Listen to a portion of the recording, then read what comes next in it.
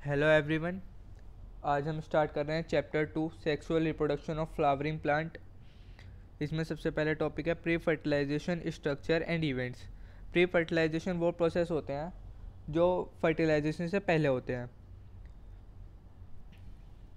इसमें सबसे पहले हम देखेंगे स्टैमन में क्या क्या होता है। स्टैमन जो है मेल रिप्रोडक्टिव यूनिट है। इसके दो पार्ट होते हैं, filament and anther. Long and slender stalk is the filament, ये वाला पार्ट फिलामेंट होता है। और and the bilobed structure is anther, ये एंथर है bilobed structure. Number and length of stamens are variable in flower of different species. Number and length जो होती है स्टेमन की वो वेरी करती हैं अलग अलग स्पीसीज में। Structure of anther. Anther is bilobed, it is composed of two anther sacs और lobe separated by connective tissue. Anther bilobed structure है और ये दो लोब से मिलकर बना होता है। ये डायग्राम में ये एक लोब है, इधर वाला ये एक लोब है और ये बीच में कनेक्टिव टिश्यू से जॉइंट है।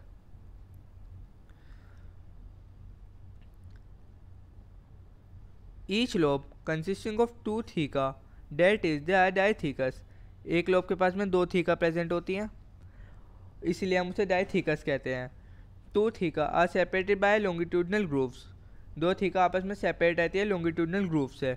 इन transverse section Anther is four-sided tetragonal structure consisting of four microsporangia, that is, two in each lobe. Transverse section में anther four sided tetragonal structure होता है। उसके पास में चार माइक्रोस्पोरेंजिया प्रेजेंट रहते हैं, दो माइक्रोस्पोरेंजिया एक लोब में प्रेजेंट रहते हैं। Microsporangia develop further and become pollen sacs. Microsporangia develop हो जाता है आगे जाकर पोलन सेक्स में।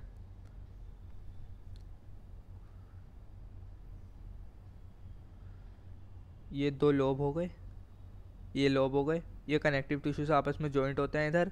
ये थीका हो गए सबसे आउटर वाली।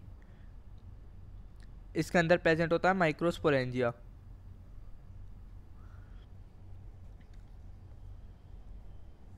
माइक्रोस्पोरेंजिया यहाँ पर प्रेजेंट होता है।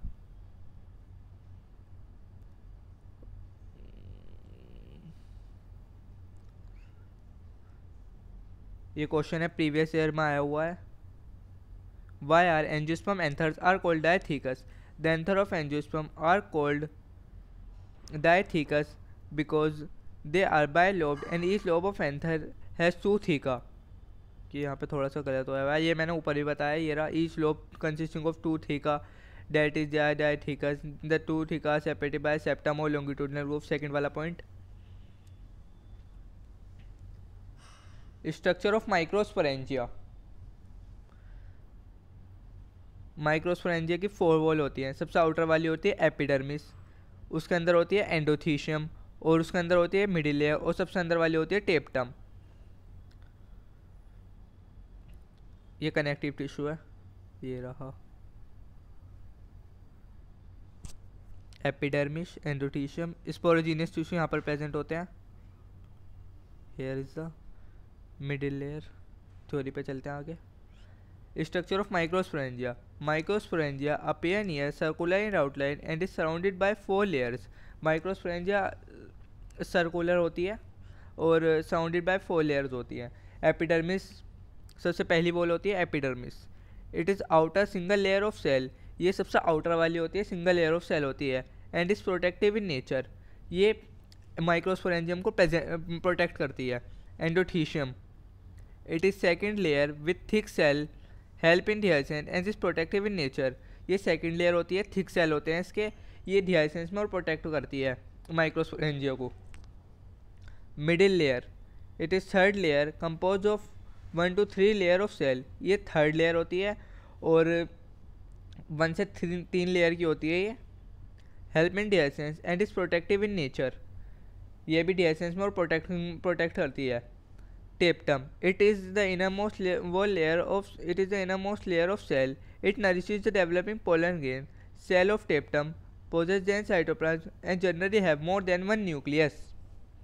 ये इनरमोस्ट वॉल लेयर होती है, ये नरिश करती है डेवलपिंग पोलन ग्रेन को। Cell of tapetum possess then cytoplasm and generally have more than one nucleus. Tapetum के पास में एक से ज़्यादा न्यूक्लियस प्रेजेंट होते हैं, ये इसकी करेक्टरिस्टिक होती है। और ये बहुत ज़्यादा इंपॉर्टेंट है टेप्टम, ये आया हुआ भी है कई बार प्रीवियस ईयर क्वेश्चन पेपर में, इसी के ऊपर से क्वेश्चन आते हैं ज़्यादातर। When the anther is young, group of compactly arrange homogeneous cell called the sporogenous tissue occupy the centre of each microsporangia. जब एंथर यंग होता है तो compactly arrange homogeneous cell occupy कर लेते हैं centre of microsporangia. At maturity pollen sac is form by fusion of two microsporangia. Maturity के वक्त pollen sac जब फॉर्म होता है वो दो माइक्रोस्पोरेंजिया आपस में फ्यूज़ होते हैं, वो जब फॉर्म होता है, ये इधर डायग्राम में शो भी है, ये दो माइक्रोस्पोरेंजिया आपस में फ्यूज़ हुए हुए हैं, ये रहे। मतलब एक लोब में कोई डिवीज़न नहीं रहता, आपस में वो पूरे फ्यूज़ हो जाते हैं। अब एनसीईआरटी में ना ये एपिडर्मिस, एंडोथीशियम, मिडिल लेयर, टेप्टम, ये सारे खोल कर ही नहीं दे रखे, ये सीधा लिख रखा है epidermis, endothecium, middle layer and टेप्टम। The outer 3 wall layer perform the function of protection, मतलब बाहर वाली 3 जो लेयर है वो प्रोटेक्शन में हेल्प करती है, और टेप्टम के बारे में दे रखा है बस।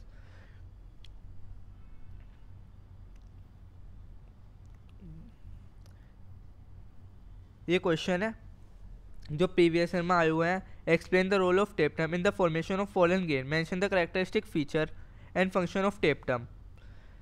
ये अभी मैंने पीछे बताया है, टेप्टम की इनरमोस्ट वॉल लेयर होती है, ये नरिश करती है डेवलपिंग पोलन ग्रेन को, और इसके एक से ज़्यादा न्यूक्लियस होते हैं।